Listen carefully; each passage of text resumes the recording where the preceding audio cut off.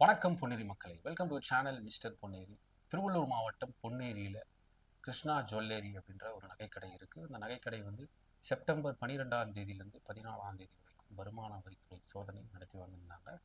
அந்த சோதனையோட முடிவில் தங்கம், வெள்ளி, வைரம், பல கோடி ரூபாய் மதிப்புள்ள 500 ரூபாய் நோட்டுகள், அதுக்கப்புறம் இவங்களோட சொத்து பரிவர்த்தனை, இது எல்லாத்தையுமே வந்து வருமான வரித்துறை வந்து கலெக்ட் பண்ணியிருக்கிறாங்க, பறிமுதல் செஞ்சுட்டாங்கன்னு சொல்கிறாங்க.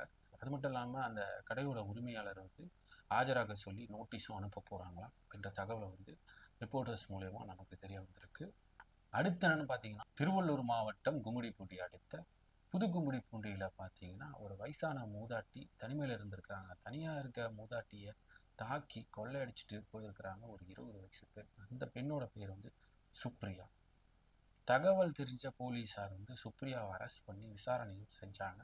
விசாரணையில் பார்த்தீங்கன்னா அந்த மூதாட்டி அவங்க தாக்கிட்டு 2 பீரோவில் இருக்கக்கூடிய நகைகள், பணங்கள் எல்லாத்தையும் கொள்ளடிச்சிட்டு போயிருக்கிறத அவங்க ஒப்புக்கொண்டிருக்கிறாங்க. அதன் பேரில் வந்து போலீஸார் நடவடிக்கை மேற்கொண்டிருக்கிறாங்க. Thank you all. நெக்ஸ்ட் வீடியோவில் பார்க்கலாம். பாய் பாய்.